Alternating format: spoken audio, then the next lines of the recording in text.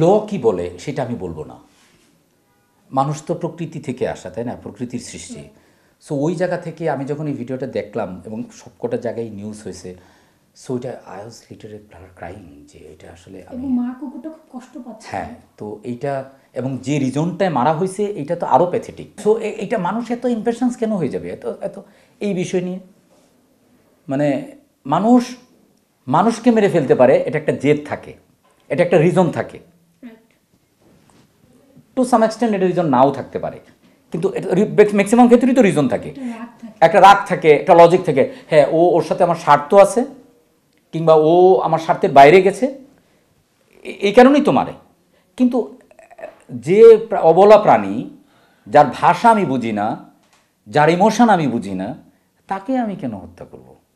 তার মানে আমরা যদি এটা বলি যে আমরা মানুষ হিসেবে ধীরে ধীরে আমরা আসলে অনেক বেশি পিছনে চলে যাচ্ছি, সেটার জন্য অনেক কিছুই দায়ী। আমাদের সোসাইটি, আমাদের এডুকেশন সিস্টেম, আমাদের রাজনীতি, আমাদের ধর্ম, নানান কিছুই তো আসলে আমাদেরকে প্রভাবিত করে।